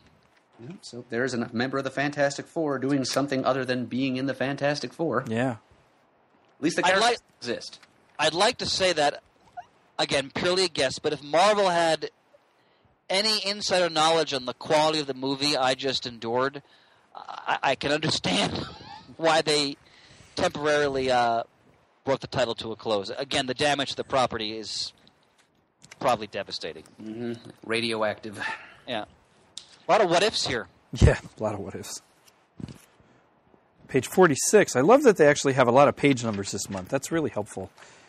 Yes. Page 46 has Howling Commandos of S.H.I.E.L.D. #1. Yep, more Brent Schoonover artwork. Yes. That's great. Beautiful artwork, too. Look at that man thing. Yeah. Yeah, Oh, look at right. that man thing. I walked right into it as always. Orgo. Yes. Marvel monster character. Looks like Manphibian Man- down in the background. Oh, it is Manphibian. Good pick. And the man. Is that Werewolf by Night or the Man-Wolf? Probably Werewolf by Night. Yeah. Yeah, because his fur is brown. And they even have Hit Monkey in here. Yeah. That's great. I'm totally reading this. Yeah, I think I must too. Oh, fun fact about Brent Schoonover. He actually did some promotional artwork for the General Mills Monster cereals. Yes, he several years did. ago. Oh, terrific. So he's perfect for this. Page 48. I must have fallen behind. I thought Karnak was dead. No? He's back. Too, Okay. But I'm excited for this. It's Warren Ellis. I just really like the character. Bill has a tendency to call me Karnak because I have a tendency to poke holes in everything that he says and find flaws in his plans. So he calls me Karnak all the time. Does he do it in a, oh, okay, fine, Karnak, whatever kind of tone? No. We actually will refer to it like, sorry, I was Karnaking it again, wasn't I? That's funny. Phil Kolzik goes to Karnak to help with a shield case with inhuman implications. What he's going to find will terrify you. It's Ellis. I'm reading it. Great cover by David Aja, too. Fabulous. New Avengers 1 and 2, Captain America Sam Wilson 1 and 2, Spider-Gwen #1. There you go, a single issue. Spider-Man 29. I need to read this Spider-Gwen. I don't know anything about it, but I keep seeing hoodies and I want one, but I want to read it before I get one, but I really want one, and it looks really cool. Peter David returning to the character who created Spider-Man 2099 on page... there's no page number Oh, here. of course. Page that was 56 and 57. An Unbeatable Squirrel Girl #1. Oh my goodness. Didn't your series just Awesome. start recently? Yeah, it did. Yeah, it says right Yeah. here, only our second #1 so far this year. I think Spider-Gwen can say the same thing. I think it can. Squirrel Girl is so good. If you're Isn't not it? reading it, you're insane. It is so fun. You might even say you're nuts. I might be. I enjoyed the first issue that I read of the previous volume.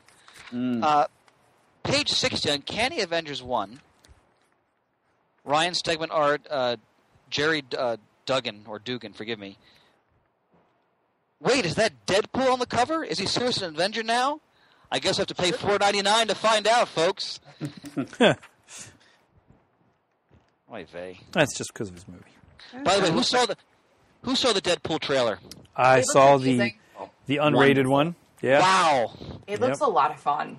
Yeah. They might have actually pulled it off. Yep. Yeah. If the trailer is any indication, I mean, talk about just nailing it in terms of the humor, the look, everything. I mean, I was very impressed with the trailer. It's the best translation of a comic book character's costume to the screen that I think I've ever seen. Yeah, I I agree with that. I It agree. really is. And I it's agree. It's not a Marvel movie. Like It's rated R. Yeah. I mean, it looks fantastic. The kids caught wind of part of one of the regular trailers that is viewable by them, and they're like, "Oh, are we going to see that?" I'm like, "No, that's not for you." Sure, why not? No. A little violence never hurt anyone. No, they wanted to watch other things lately. I'm like, no. Page 62, Uncanny Inhumans, an impressive creative team. Charles Soule writing, Steve McNiven and Brandon Peterson doing the art. Apparently Johnny Storm is now involved with Medusa. Wonder how Crystal feels about that. Interesting. And it involves Kang. Now, you recall months ago we reviewed, was it Inhuman Zero? Yeah, Yes. I think it was. which we all liked thoroughly. We felt it was too short, but that it was an excellent story. I have to catch up because I didn't read anything beyond that, but apparently this is continuing that storyline, so this looks interesting. Now, I'm up on page 72 where there is a Chewbacca 1 and 2. I saw that. I do like all the stuff they're doing with their with the Star Wars Universe comics. I'm loving it all. I really enjoyed Lando number 1. Number 2 comes out this Wednesday. I cannot wait to read Rucka writing the official stories that are going to bridge the gap between Return of the Jedi and the new film. Yeah. Wow. Yeah, that's pretty cool. Looking forward to that. My son's reading Darth Vader and loving it. I'm reading it too, but I was excited that he got excited about it. You know, all the I mean, I have not read Kanan, but all the other ones I'm enjoying thoroughly. Jumping into trades, does that work for everybody? Yeah.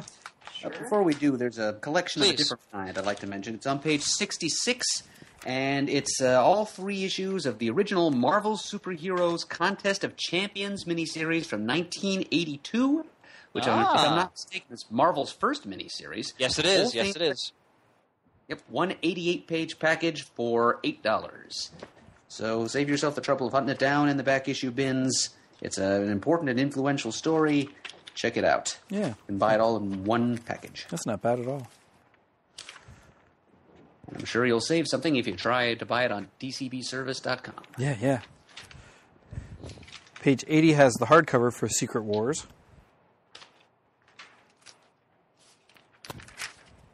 And then a whole slew of Secret Wars-related titles, trades.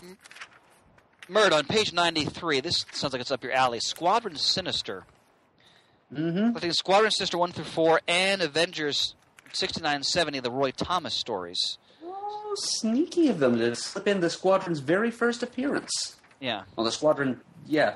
I guess it would be the Squadron Sinister, which are like Earth 616, mainstream Marvel Universe rogues who've been given Justice League-like powers by the Grandmaster. Page 94. I'm sorry, Murd, go ahead. I was just saying, I'm glad Marvel decided to do that. Give the reader a little historical context. Page 94, the third Silver Surfer trade. I think we're all big fans of this book. Love it. I mean, as Daniel mentioned, it's Doctor Who, basically, with the Silver Surfer. Yeah. It is. I think it's one of the most innovative books Marvel's doing right now. Miss Marvel Volume 4 on page 95, which I know I got to catch up. I know many people are fans of that. Page 97, the champions finally get the Marvel Masterworks treatment. All right, the entire series, 1 through 17, Iron Man Annual 4, Avengers 163, Supervillain Team Up 14, and Spectacular Spider-Man 17 through 18. It sounds like all their Bronze Age appearances, essentially.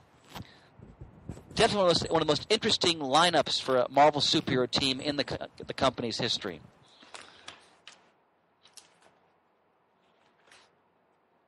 The usual hardcovers for the page 101, Captain America: The 75th Anniversary Vibranium Collection.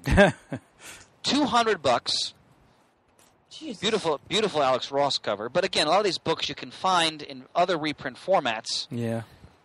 So I don't know why you want to spend that amount of money, but if you're a Captain America completist, there it is. Murd, on page 100 is a Superior Foes of Spider-Man omnibus hardcover. Just impressed that they're collecting it all together like that. Mm-hmm. Yep. It's a great and book. if the cover were made of paper, maybe I'd go for it, Oh, because absolutely. I did. I actually missed several issues of Did the you? original, of the first run of the series.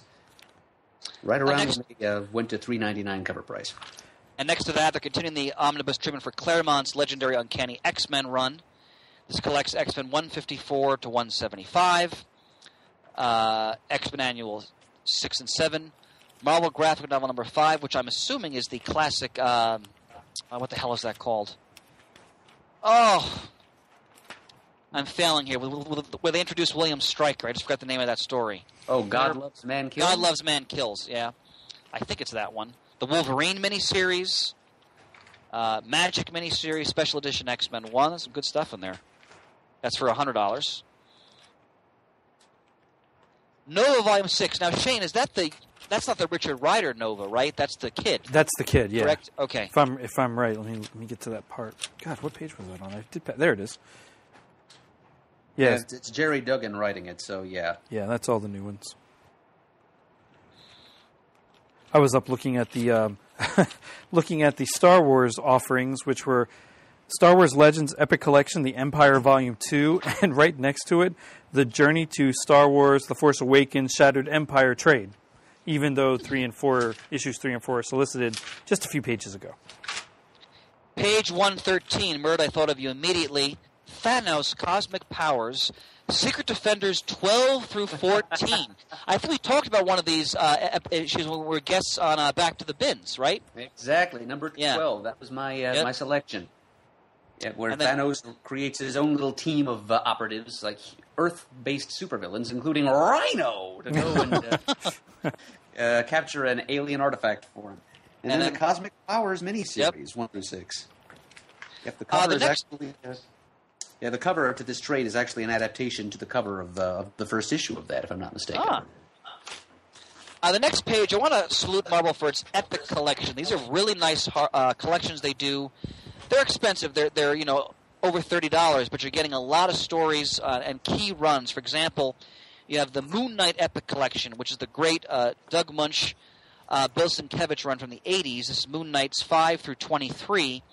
And then across the way, Silver Surfer Epic Collection.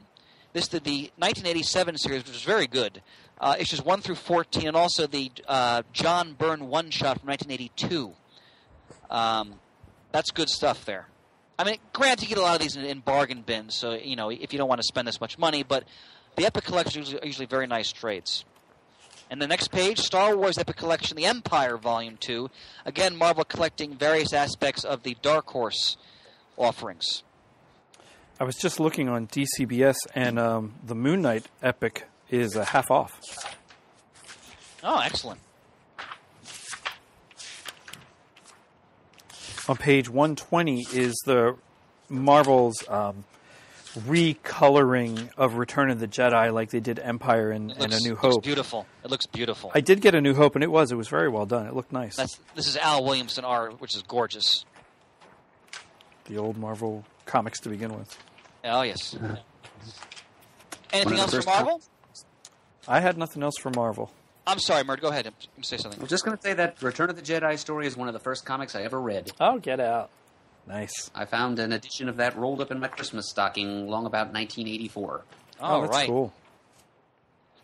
Do you still have those copies, sir? Oh, long since fell apart. Ah. Either that or consigned to the attic someplace. Really... What a grim fate. All right, the rest of the book. Rest of the book. Page 251. Abstract Studios continues with SIP Kids number 4. Looks Halloweeny. Outstanding. Halloween special. Halloweeny. All right, page 254 under Action Lab Entertainment. We've got the first issue of an offering from our friend Dave Dwanch as writer and Anna Lencioni as artist. Cyrus Perkins and the Haunted Taxi Cab, number 1. That looks like a lot of fun. Yeah. It's the kind of character that our friend Dave writes so well, like a hapless schmo hard luck hero. He's a cabbie who is haunted by the soul of a boy who died in the back of his cab and basically pestered into helping to solve the kid's murder. On page 258 under Action Lab, they've recruited Justin Gray and Jimmy Palmiotti. We're a fine writing team. Tranches number 1, based on the cult film, which I've heard of but never saw. Interesting. Nice. That's very cool.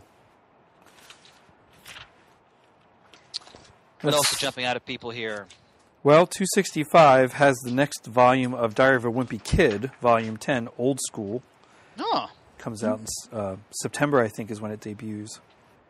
Are your boys into those books, Shane? You know, this will be the first one that my oldest boy does not get. I don't know why he all of a sudden just gave up on it. I don't know if he feels like he's getting too old for this kind of book or what.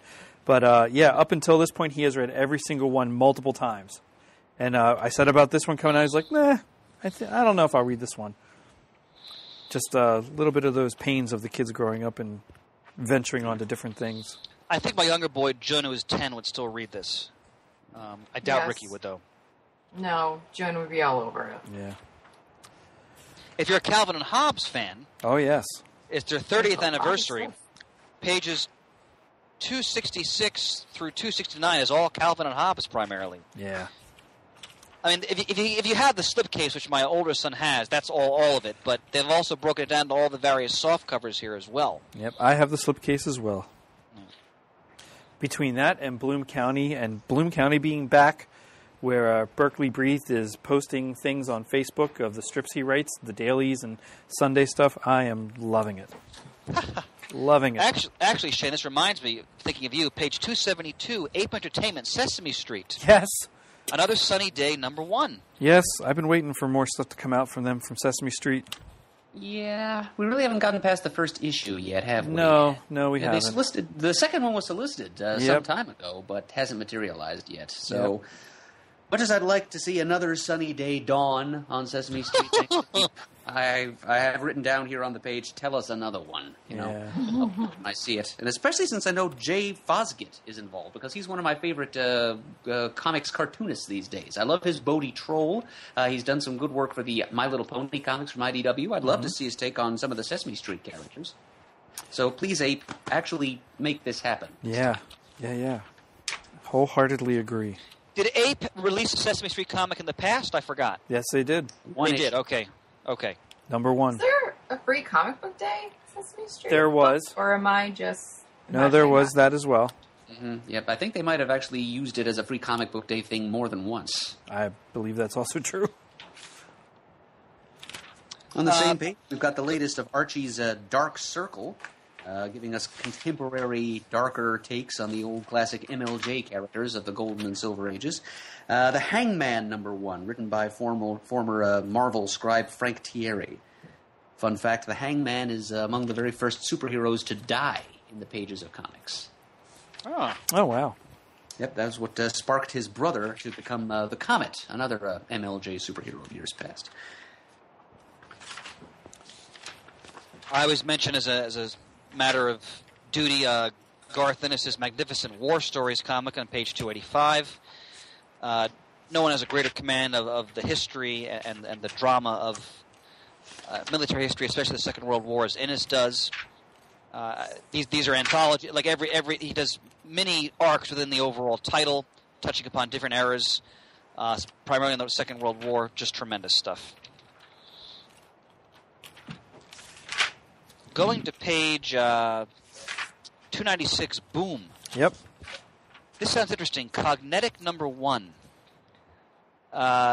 James Tinian IV is the writer. Did he do Star Trek stuff, Shane?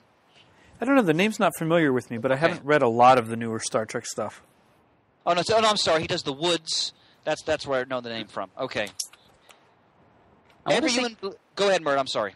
I think he wrote Batwoman at some point, and I want to say that he did some kind of Star Wars project for Dark Horse. Really? Huh.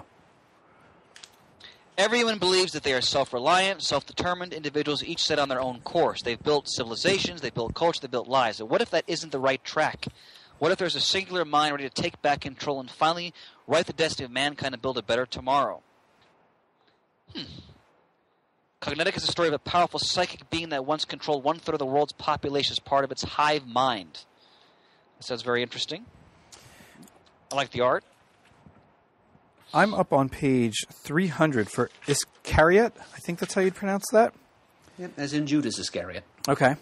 Full color, 144 pages, 6x9. When Carson, a young girl living with cancer, is bestowed with age-old magic by a rebellious sorcerer named Iscariot, she must navigate her new powers, face the life she had thought she left behind forever, and take on the order of magicians who want to control her destiny. That sounds interesting. Indeed. The artwork looks very nice. Page 303, if you're a Blade Runner fan. Do Androids Dream of Electric Sheep Omnibus.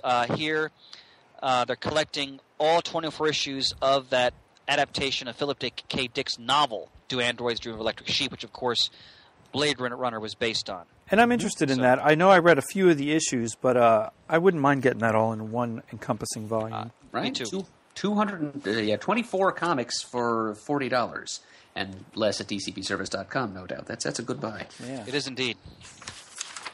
Back on page 298, we've got a mini-series called Rowan's Ruin, number 1 of 4. It's written by Mike Carey of the Vertigo series The Unwritten, and this is his take on the classic haunted house story. And opposite that, another little Halloween treat, the first ever Lumberjanes one-shot. It's called Lumberjanes Beyond Bay Leaf. And it has the Lumberjanes group trying to hunt a monster. And so I know there are a lot of people out there, including, Bill Dowdy on the forums, who are all into this series. I know Danielle Corsetto has produced a cover or two for Lumberjanes comics in the past.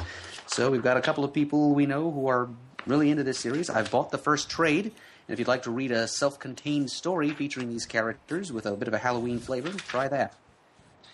That sorry, volume Shane, of Do Androids Dream is 35% off, $25.99. Nice. Oh, wow. I think I'm Now, there. Devil's Due First Comics. Are they teaming up with the old First imprint? Am I reading that correctly? Or You are, yes. They Okay. have acquired some of First's old licenses. They're reprinting some of the old E-Man stories. by the Mike complete Mann. Charlton run? How about that? I think, the old Joe Staten stuff. That's cool. So yeah, they're trying to reestablish themselves now, I guess. Page 325 from Dynamite, Grumpy Cat number 1. I was just flipping to that page. I may have to get that. Yeah, it's hard to resist. Yeah. I love the artwork. The kids will say it fits me perfectly. Yeah, my All right, parents, my own parents, mind you, bought me a Grumpy Cat T-shirt. It says, All right, I had fun once. It was awful. My own parents have this opinion of me. That's great. All right. Page 327, If There Was Ever a Book Built for Me. A Train Called Love number 1. This is from Dynamite, written by Garth Ennis, artist by Mark Dos Santos. Let me just read you what Ennis writes here. A Train Called Love is a story I've been wanting to tell for some time, largely because people keep asking me about doing a romance comic, and the idea just wouldn't go away. This is what I came up with. Guns, gangsters, mayhem, big white hoods, dubious films with horses, mad Germans, you gotta have Germans in a story, obscene phone calls, crazy ladies, total losers, hot chicks, dishy guys, movie stars, lots of narcotics, terrible bands from Williamsburg, taxidermy, great, incontinence, unrequited crushes, a big fluffy white rabbit, and a rather unpleasant scene involving an escalator. Thus shall I explore the highs and lows of love. I can't wait to read this. Oh, boy. It's a cool Look cover. at that cover. You got a Ku Klux Klansman in a train. Wow. And there's a white fluffy rabbit. Yeah. Looks like a poster from an early 80s comedy. You're right, like Cannonball Run. Mm-hmm. I got to put on page 331 of Dynamite. They've collected the Shaft comic that was out Yeah. Yes. last year or earlier this year in trade. This is a very good book. I'm not just saying this because I'm a Shaft fan. This is an excellent origin story, a good private eye story, very strong. If you like Shaft or not, if you're into that kind of genre, you'll enjoy this book. I recommend it. Yeah, I figured you'd spot that one out. Oh, yeah. In fact, I was just listening to Mark Maron's interview with President Obama, and they're talking about Obama's his upbringing and like what the influences he had on him, good or bad. And he just talked about watching movies like Shaft. Unfortunately, I have to leave soon, gentlemen, because I have to pick up my kids at an athletic event. Okay. I apologize for that. I don't think I have much in the independent section until we get up to Titan. Yeah, I don't really have anything. I do want to point out, though, that the Fantagraphics section on page 354 and 355, it's so much white space, and it's so pleasant in the madness that is the back of the previews catalog. Yeah. Good point. And Good point, my it's dear. actually much more pleasing to the eye than anything else. I feel bad for the person who has to put this together every month. Yeah. I would cry. Right. The designer has spoken. But it's so simple, and it's like, oh, I want to read all of these because I can actually see them, or everything else is just pictures and words, and it's just noisy. The back of the book is so noisy that it overwhelms me. I don't disagree with that. On page 362, The Art of ElfQuest. So if you're an ElfQuest fan, $50 hardcover from Flesk Publications. A complete overview of the various best artwork spanning nearly 40 years. So that's interesting if you're an ElfQuest fan. That's a book that I think we should read at some point as a review, because I've never read the original ElfQuest. Yes, and as we've said, we could dedicate it to Jamie. Yeah, absolutely. Page 376, under Hermes Press, the 5th issue of the Phantom miniseries is back on after a long gap that I think probably had something to do with licensing issues. But yeah, the 5th issue of 6 of the Peter David and Sal Velluto. Oh, that's right, Murd. That's right. Yeah. That did vanish. And below that, this looks beautiful. Alex Raymond on page 376, an artistic journey. So a collection of Alex Raymond artwork from Flash Gordon, Rip Kirby, Secret Agent X9. I mean, if you're a fan of comic history or of comic art, this is required reading.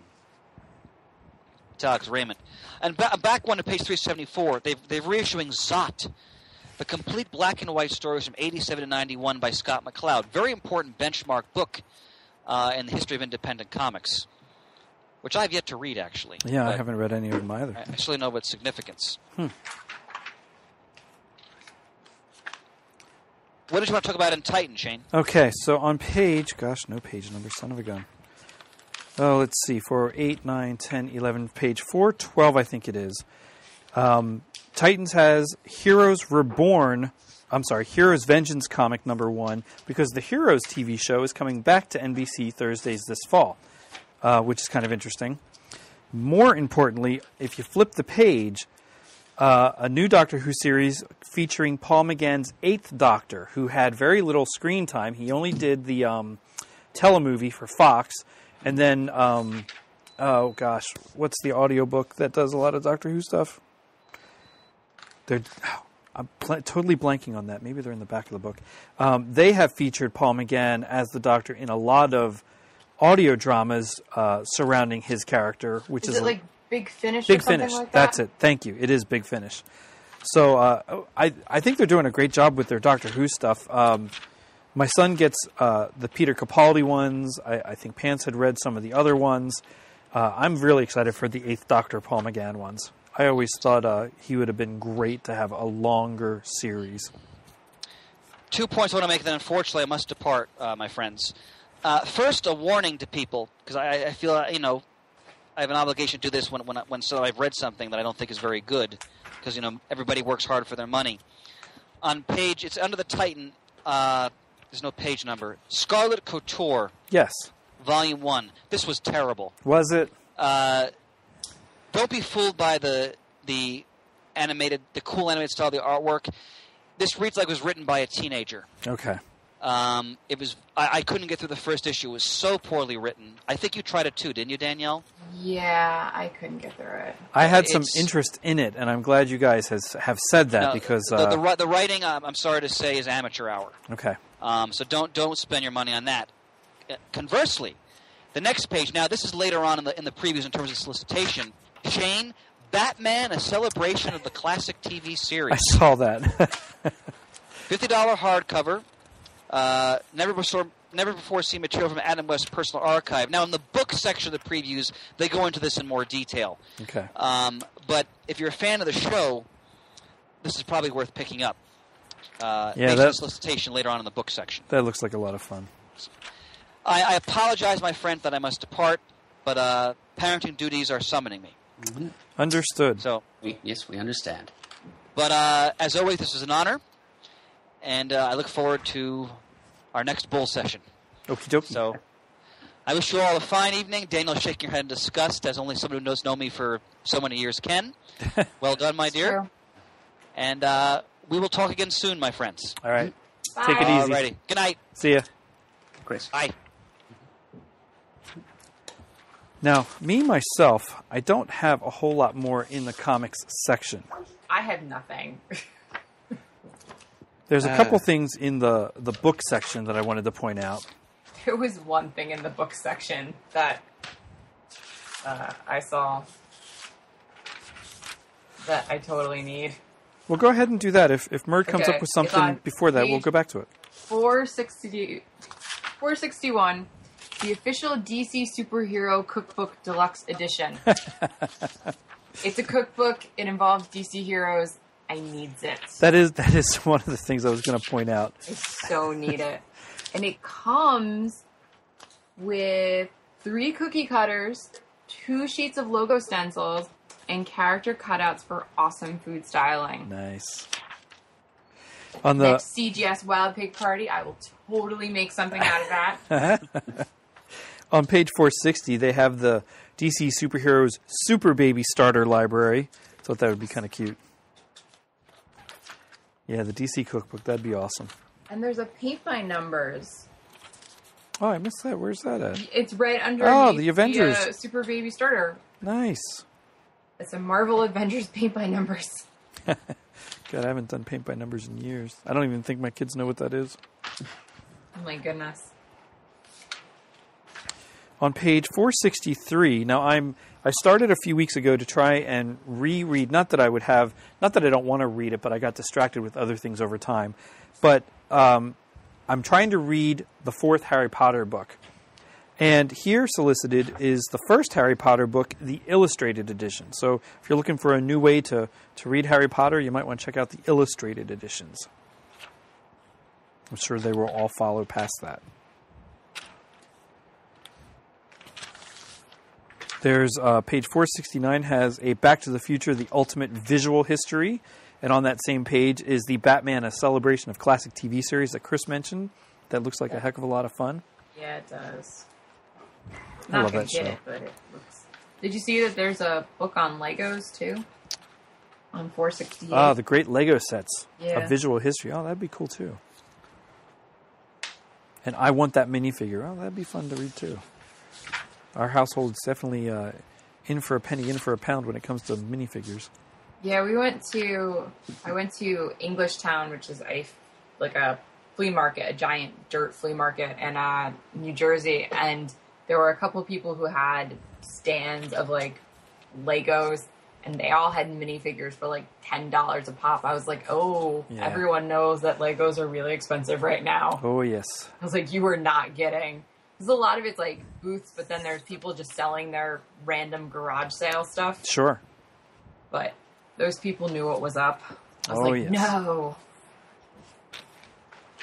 Let's see. In the magazine section, back issue number 85, I always like to mention that. I love that magazine. Now, there's an advertisement for them, but I don't know what page they're on later in the book. On page 474, the Muppets collectible logo pint glasses with a Dr. Teeth and the Electric Mayhem, a Muppet Labs, a Pigs in Space, and a Muppet Show logo glass. Oh, I think I saw those someplace in the blue section. Like, I need another glass in my household. Yes, you do. I very likely might get that. But you probably can't put them in the dishwasher and... Oh, I hand wash all those glasses. Yeah, Any we kind of tune tumblers, reduced anything them. like that. I Yeah, hand we wash don't use all them of them. anymore because also we have a tendency to break them. I cannot tell you how many of those pint glasses we have broken. That's the kids have a couple for themselves. I have a bunch, and we use them, but I personally insist on hand washing them. No, they have to be. We have the Hydra and the Shield glass that are etched, which we can put through the dishwasher, which is pretty awesome. But I've already said, like, he has to get another set because if we break those, I'll cry. Yeah, I liked your one post about using them a while back. I think I saw, maybe it was here, and you were showing. No, us I it think was, I said that because I was drinking out of it, and I was saying that you can only use the Dalek That's right. ice cubes in the Hydra glass, That's and the it. TARDIS ice cubes in the Shield glass. Murray, did you have anything else in the comic section? No, I almost never do, Shane. Oh, in the comic section. Yeah, before we got to the books and stuff. Okay, well, Titan is doing a Kung Fu Panda miniseries. Oh, nice. Yeah, I did see that. And amongst all the Doctor Who stuff and the Scarlet Couture stuff, that's in there. So, you have kids who are into Kung Fu Panda. Yeah. And I think a third movie's coming out in the near future. Yeah, the solicit did say something about that. Yeah. I'll mention, because we're talking about 66 Batman with that other book, on page 532 is Retro Series number 4. I don't remember if this was solicited before, but it's Alfred, Mr. Freeze, King Tut, and the Bookworm. Maybe it was. I can't remember Bookworm. On the top of the same page is the DC Retro Batman Batcave playset. Oh my goodness. If that isn't awesome, I don't know what is. Oh wow. That would be That cool. is really cool. That's definitely retro. A lot of fun. On page 540 is some Tokyo Pops. I mention them mostly because it looks like Hanna-Barbera. You have, oh my gosh, Muttley and, God, who is his partner? Dick Dastardly. Dick Dastardly. Secret Squirrel. Agent Carter has one coming out. Oh, that's awesome. There's a Hot Fuzz double pack, it looks like. Yeah. Oh my god, Yeah. Bill would love that. Bill can almost recite that movie. Ooh, and an Orphan Black one. Yeah. Oh my goodness. I don't even want to look at these. We don't need dust collectors around the house. I know. As much as I'm trying to get rid of stuff, I did get an Inside Out Anger pop that the kids got me for my birthday. That was funny. And they gave it to me saying, "This is how we see you all the time." Little buggers. But that's about it. That's about all I had for the book. Yeah, there's some really cute Studio Ghibli stuff every month that's been adorable. There's some Totoro stuff. I can't have any of it, but I always look at it and go, Totoro! And want it, but... Very cool. I think there's some Doctor Who stuff too, but it was expensive. And Yeah, they always I are. don't need... I only want functioning Doctor Who stuff, like ice cube trays. I am still on the lookout, though, for that Pop Dalek. If I can find that. I mean, it's a Dalek. I need Daleks Yeah. in my life. All right. That about does it for everybody? I think so. Yeah, I think so too. All right. Yeah, I'm good. Well, don't forget this episode was brought to you by the fine folks at Discount Comic Book Service. That's dcbservice.com. Go there for all your pre-ordering needs. Murd, thanks for pulling up some of the prices as we were going along. And the couple I pulled up as well. Some really great deals out there for some good stuff. Mm-hmm. All right, let's see. Did I hit the right? I did not hit it right. Oh, there we go. I'll get it. Visit us at comicgeekspeak.com. To send an email, the address is comicgeekspeak@gmail.com. To leave a voicemail, the number is 267-702-6642. Stop by the Comic Forums and let us know what you're checking out in previews this month. Follow us on Twitter, like us on Facebook. Thanks for everyone who contributes to the show. Send us some emails and voicemails, and we'll see if we can't get them on the air. And as always, we are uniting the world's mightiest heroes, one listener at a time.